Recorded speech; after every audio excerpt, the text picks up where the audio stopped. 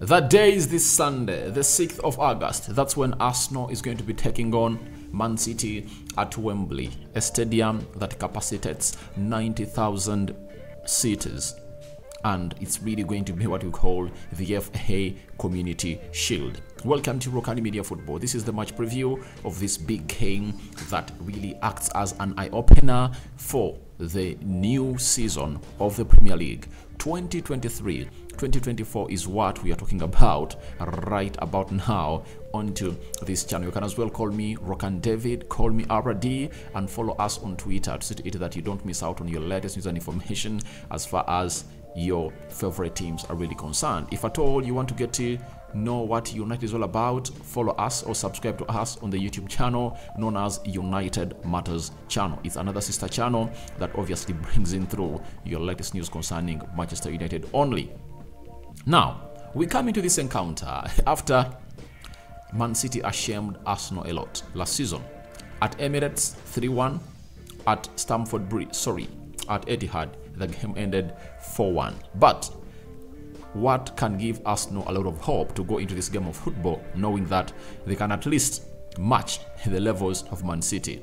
One, the last time they played at Wembley, Arsenal knocked out Man City from the FA Cup. That was the semi-final, and that was Mikel Arteta's first season of 2020, and Arsenal proceeded to win the FA Cup by beating Chelsea 2-1. Pierre-Emerick Aubameyang was the man who obviously scored all the goals of Arsenal in the semi-finals and the finals. So, looks like Arsenal have an edge when it comes to playing at Wembley and when they're facing Man City.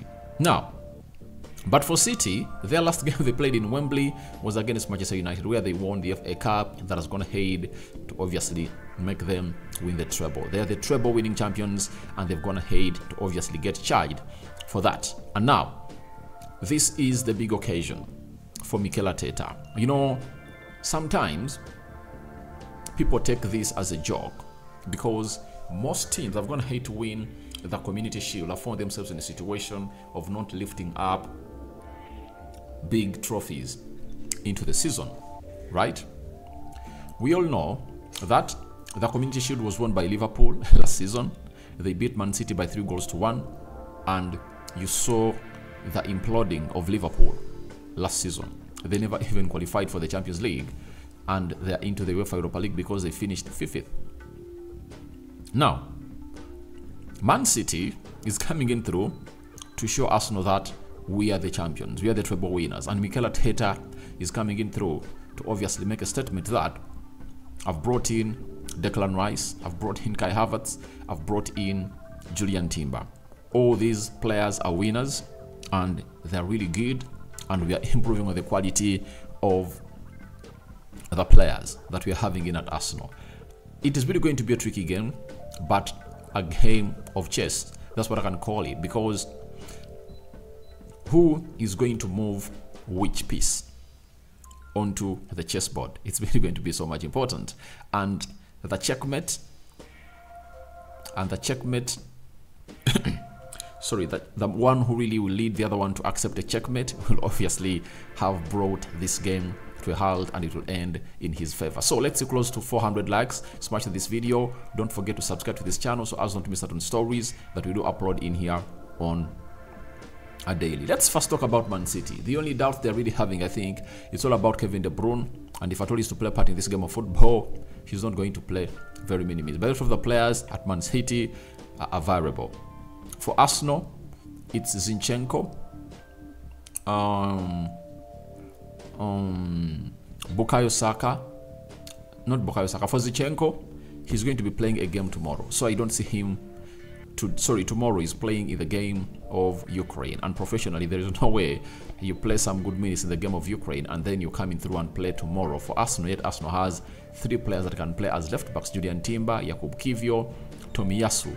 You know, so I see no reason as to why Mikel Arteta is going to obviously hurry or get him back. I think he's just going to get him ready for the game Arsenal is going to host Nottingham as an opener into the league. Now, the other one who is doubtful, who is out, it's Ferran Balogun, there is Gabriel Jesus, and those are the injuries that Arsenal are really experiencing right about now. And Arteta has come out and really held a press conference. I'm going to bring to you later what he said. But let's see how Arsenal is obviously going to obviously come into this mix. But Arsenal come into this game when Man City have gone ahead to obviously lose some of its players. Ika Gundogan, Riyad Mahrez, big pieces into that team. But we've seen very many huge players leave Man City, and Pep Guardiola has gone ahead to refix that in a space of months, and they're back to where they're supposed to be. Remember, they lost Yaya Toure, they lost David Silva, they lost Vincent Kompany, their captain, they lost Kun Aguero, you know, and very many other players. But Pep Guardiola has been really at the forefront to obviously rebuild this squad and really give it life that they obviously really deserve. Now let's go to the predicted starting 11 of Arsenal as I prepare to bring you that of Man City in the coming video. The system, I think, is going to stick to that of 4-3-3. That's what I believe is going to stick onto 4-3-3. That is Mikel Arteta. Now, in goal, I anticipate that it's going to be Aaron Ramsdale in goal. I think this is the game that either makes him or breaks him. If it really happens to make any mistake, Arsenal fans want a rally behind him when Mikel Arteta drops him after David Raya is coming in through. David Raya's first bid has been submitted today by Arsenal and looks like it's going to be rejected, but Arsenal are still in direct talks with Brentford to see to it that they really add more money, to see to it that they top it up to £30 million. That is it coming in for Fabrizio Romano. But I anticipate Aaron Ramsdale is coming in through, and this is the game supposed to show us that he can obviously build from the back, express himself with the ball very well, and the rest should be history. We go to the right back of Arsenal. Arteta has shown us that he is clinged onto the signing, that he's Benjamin White or Ben White. He's going to be played as the right back, meaning that's going to be facing Jack Grealish, and I think for his second consecutive season playing as a right back for Arsenal, there is no reason as to why he should be afraid of Jack Grealish, because most of the times Grealish has not gone ahead to humiliate him a lot. And I think the only player that I've seen really destroy Benjamin White is Marcus Rashford of Man United. Every time has gone ahead to face him, he has obviously sat him down. From Brighton, when he was still playing as a centre-back, Rashford sat him down, and the two games United played Arsenal, the one that United beat Arsenal by 3-1 at Old Trafford, Benjamin White just saw or faced the music from Rashford, and then even the one that Arsenal won by 3-2 at Emirates, he was really sat down and got a yellow card in just 30 minutes. And who was the reason for him getting a yellow card? It was Marcus Rashford, and that's why they took him off at halftime and they brought in Tomiyasu to play as the right back and close down that area. But this time around, I anticipate that's going to be Ben White played into the right back position. Now, the left back position, there is Jakub Kiwior, there is Tomiyasu, there is Julian Timber. One will say that I rather do a Tomiyasu into this game because he's experienced in such big games, he's solid, but I think it's going to be this man. It's going to be Julian Timber, because Tomiyasu doesn't give you the reference balance that Zinchenko or Julian Timber really give you onto any of those flanks. So I believe Arteta is going to come in through and obviously put Julian Timber as the left back of Arsenal to face Phil Foden or Bernardo Silva or Julian Alves, depending on who he plays that side. But to me, to my understanding, I really understand that Julian Timber is going to play onto the left back. The central defense, having played the second game of the season without William Saliba, this time around they're going to be having William Saliba, and he's going to be played on the right side of the central defense. On the left side of the central defense, it's going to be Gabriel Magalhaes. he's going to be played onto the left side of the central defense. That is Gabriel Magalhaes, and that is going to be the central defense partnership of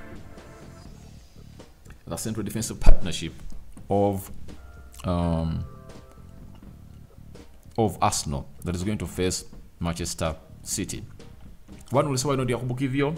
I don't think that Yakubu Kiwior has earned the mantle to obviously play to these games. You know, if Arteta is to bring him, he'll bring him, can play him in the game of Nottingham Forest. Those games like those that don't call in for a lot of pressure. So it's that he fits in the league very well, then he starts playing very well. You know why Saliba settled in early enough at Arsenal? He had no competitor. You know, he knew that this position was mine, and I'm going to go ahead and obviously play better. And the vibes he got from the preseason obviously was good. But Yakubu Kiwior comes in through when there is Gabriel Magalhaes in that position. So he needs to do a lot to get him off. And I really anticipate that that might happen soon. So we go to the central midfield.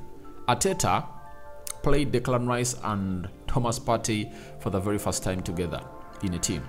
And I anticipate that he's going to bring Thomas Partey to sit into the single pivot and Declan Rice to play alongside him. Martin Odegaard to play alongside him on the other shoulder, and then Declan Rice on the left, because Martin Odegaard never started in the game of Monaco that saw Arsenal draw 1-1 and won it 5-4 on penalties. You know that very well. So that is the midfield three of Arsenal that I believe Arteta is going to front. This time around, he's adding another piece in his jigsaw, that is Declan Rice. Declan Rice brings energy. You saw him play against Monaco, and his forward play was really great. He found himself into the Tina's box area of Monaco close to 4 times. 1 with a blocked shot that resulted into a corner. 3 times they were crosses. You know, 1 across the face of goal and the other at the back post that obviously could have gone ahead to really count as a goal for Arsenal. So I think he looked better playing as a number 8 or a box-to-box midfielder. And obviously this might be the reason as to why they bought him. That is going to be a replacement for Granit Xhaka. So having 2 players who are youthful, 24 years of age, with 1 of experience, Thomas Partey, is really going to be a midfield of class. Mixture of age and experience is what it's all going to be about. But that midfield is going to face Kovacic. They are going to face Rodri, Kevin De Bruyne. Oh my God, it's going to be an eye-orgasm to watch on Sunday, and we wait and see how that is going to pan out. Whether it's going to shock us or not even start Declan Rice, God knows, but a player of £105 million is signed for these games to decide such big games. And Declan Rice should also come in through knowing that this is a game that's going to act as a litmus test for his signing at Arsenal. But I believe you're going to be having a very beautiful game of fixed football to watch on Sunday. Now, on the right side of the forward attack, Bukayo Saka, he was ill, that's why he never played any minute in the game of Monaco. But in the press conference today, the manager has confirmed to us that Bukayo Saka is okay and ready to face Man City. He will either face Akanji, Nathan Ake into that left back of Man City, but I anticipated that he's really going to be one of those to obviously lift Arsenal. Now, having had a very good season, these are games where Bukayo Saka should make a statement. You know, he should lift his team, as he's being called the star boy, the face of the team. This is the chance. The ball has been passed over to him, and he needs to show us that he's really that person they've been referring to into this game of football. That is Bukayo Saka for you. And on the left forward, it's going to be Gabriel Martinelli. Obviously, he has every reason to start, though I believe Leandro Trossard is going to really give him a very huge chase for that position this season, because Trossard offers something different that Martinelli doesn't offer, though Arteta likes the directness of Martinelli, but we anticipate it's going to be highly competitive. That's going to be the most highly competitive position for Arsenal this summer. Do you know why? Sorry, this season we are going into. There are close to 4 or 5 players competing for that position. Martinelli, Trossard, Emile Smith-Rowe, which other guy? Reece Nelson, you know. So I saw even Mikel Arteta trying to play Edin Ketia off the left. It shows you how competitive that position is.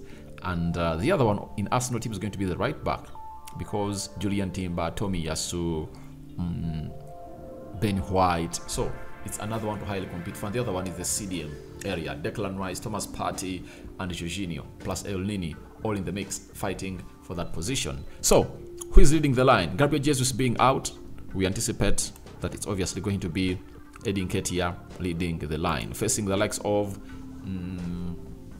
Ruben Diaz, Kanji. Vadio is undergoing his medical. If at all he passes it, then he's going to be a Manchester City player. And Arteta's Pep Guardiola is going ahead to talk about him today in length. So that is it. That is my predicted starting 11 of Arsenal. But I believe it's really going to be a highly contesting game. No mercy into this beautiful game of football. But Arsenal needs this result. If there is anything Arsenal want, it's to beat Man City. Just charge up. Just charge up and obviously end the 8 matches that Arteta is going to hate to play. Mikel Arteta.